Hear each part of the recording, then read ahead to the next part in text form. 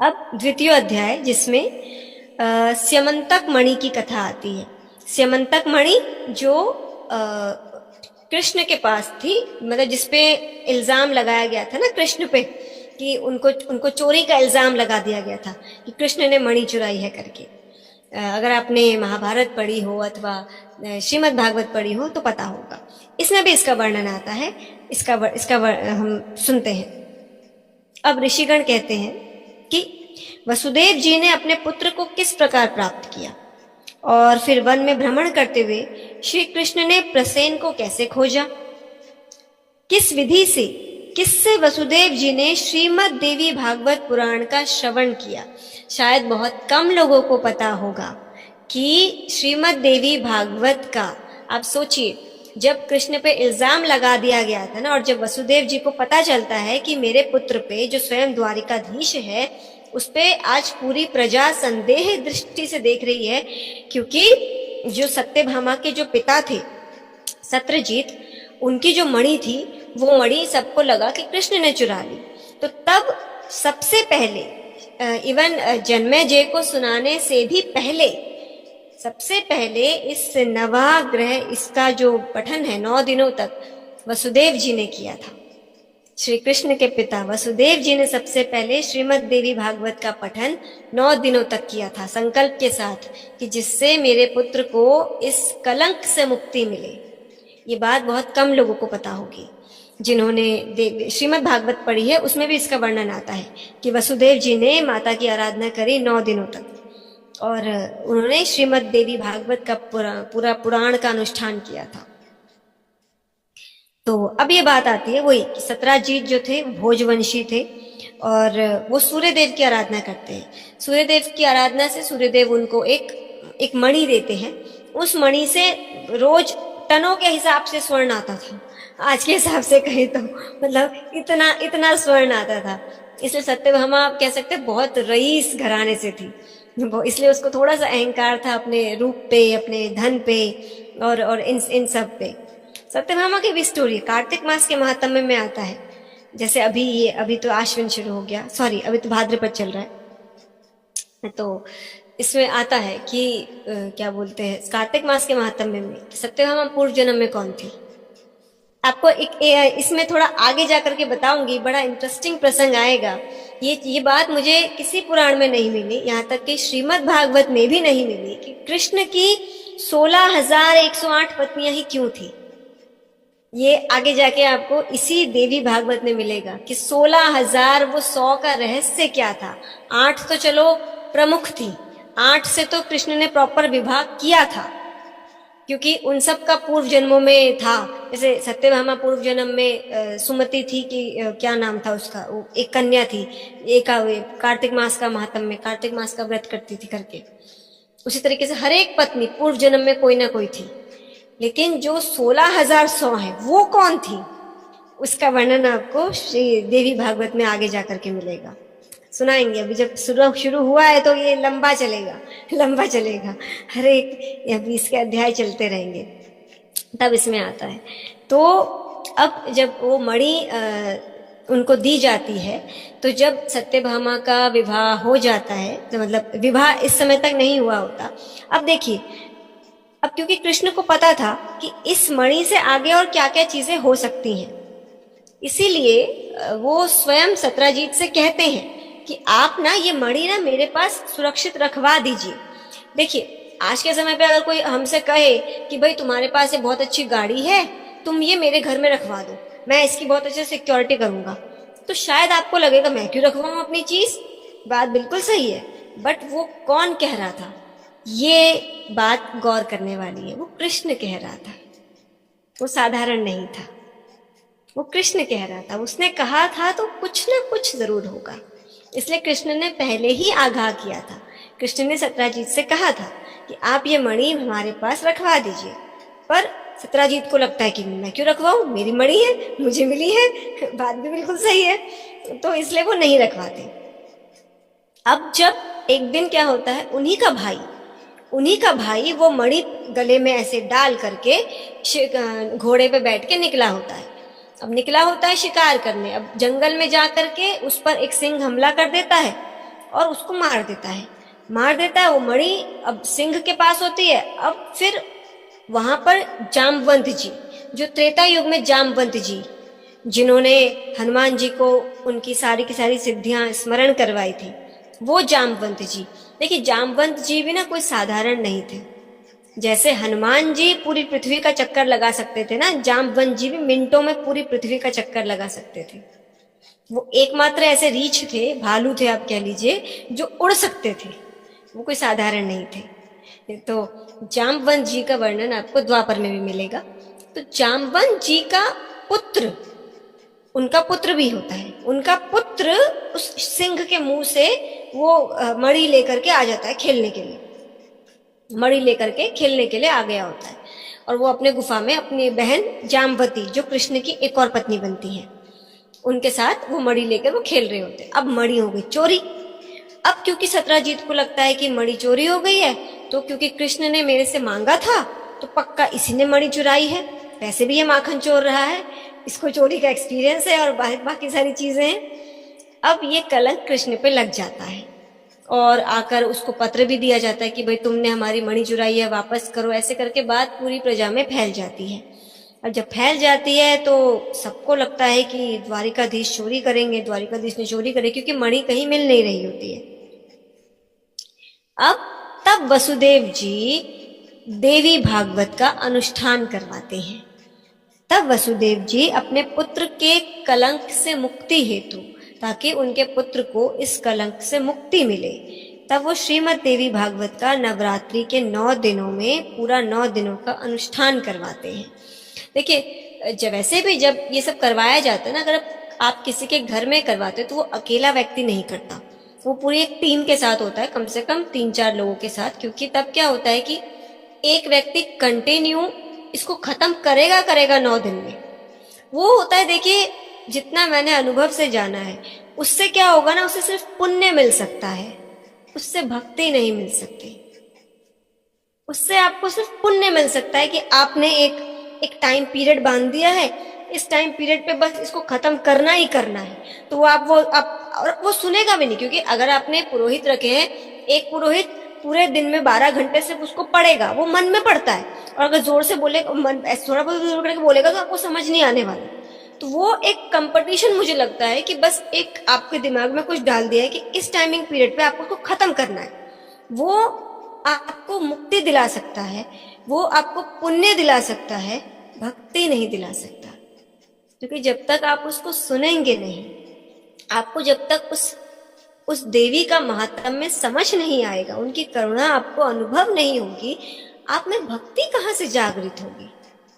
तो इसलिए मैं कहती हूँ, चाहे आप उसके एक ही स्कंध को पूरा कर पाए 9 दिवसों में, वो ही पर्याप्त है, पर उद्देश्य होना चाहिए सिर्फ भक्ति जागृत। जैसे कि मैंने अनुभव से जाना है, प्रेतों की मुक्ति का आवश्यक नहीं है कि पूरा का पूरा भागवत या पूरा का पूरा देवी भागवत वो सुने। वो मात्र 2-3 भक्तों की कथाओं से भी उन्हें मुक्ति मिल जाती है, क्योंकि भक्ति का बीज रोपित हो चुका होता है और भक्ति जागृत वहां से की जाती है। हमारी इतनी भी साथ नहीं होती, हम करें, अनुभव से कह रही हूँ। तो इसलिए उस होड़ में मत रहिए कि आपको 7 दिनों में भागवत खत्म ही करनी है, 9 दिनों में श्रीमद् देवी भागवत खत्म ही करनी है। नहीं, उद्देश्य रखिए, उसको सुनिए, उसको फील कीजिए, उसको समझिए, तभी तो प्रेम जागृत होगा ना, तभी तो प्रीति जागृत होगी। उन्हें तो प्रेम कैसे जागृत होगा। तो तब ये घटना शायद उसके बाद पता ही होगी। फिर जब कृष्ण निकलते हैं, कृष्ण स्वयं निकलते हैं ढूंढने के लिए कि भाई मणि कहाँ चली गई करके, तो देखते हैं कि उनका जो भाई है उसको वो मरा पड़ा है, उसको सिंह ने मार दिया है और उसके गले से मणि निकल चुकी है। फिर वो उस मणि का संधान करते हुए उस गुफा में पहुंचते हैं और 27 दिनों तक, मतलब वो कह देते हैं कि मैं आऊंगा तो मैं मणि लेकर ही आऊंगा। मतलब बीच में तो जैसे बाली सुग्रीव के टाइम पे होता है ना कि शुरुआत में सबको लगा होता है सुग्रीव मर गया है करके, सॉरी बाली मर गया है करके, और सुग्रीव बाहर आ जाता है। तो सेम चीज कृष्ण के साथ भी हुई। प्रजाजनों को लगा था कि कृष्ण मर गया, प्रजाजनों को ऐसा लगता है कि कृष्ण मर गया, ये जानते हुए कि वो कौन है, वो साक्षात परब्रह्म, फिर भी लोगों को लगा कि कृष्ण मर गया और प्रजा में एक शोक व्याप्त हो चुका होता है। उसी बीच उनके पिताजी जो हैं वो ये श्रीमद् देवी भागवत का नवाग्रह मतलब 9 दिनों तक इसका पूरा का पूरा यज्ञ अनुष्ठान करते हैं।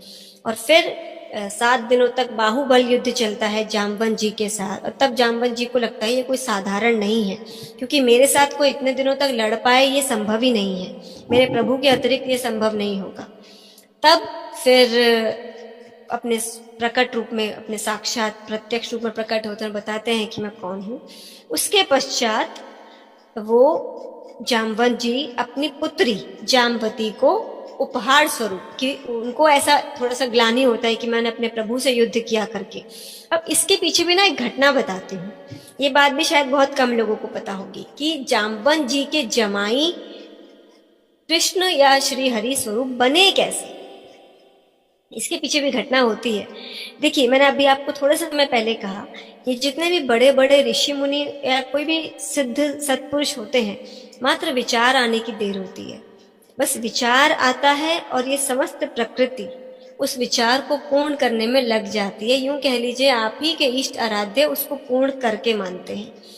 तो जब त्रेता युग में जब क्या बोलते हैं वनवास वगैरह सब कुछ खत्म हो जाता है, तो जनक जी ने ना पूरा भोज आयोजन किया होता है, एक निमंत्रण दिया होता है श्री राम और उनके सारे भाई और सबको कि आप हमारे यहाँ पर आकर ना भोज ग्रहण कीजिए।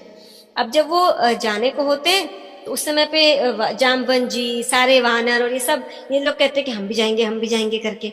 अब वानरों का स्वभाव थोड़ा सा सभी को पता है, थोड़ा सा चंचल, थोड़ा सा उपद्रवी, इस टाइप का स्वभाव होता है।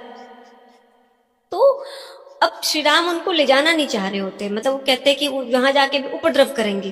तो वानर कहते हैं कि अच्छा, हमने आपकी इतनी सहायता करी और ये है सो है, अब आपको अच्छा अच्छा भोजन मिलेगा वहां पे खाने को, तो आप हमको लेके नहीं जाना चाहते ऐसे करके।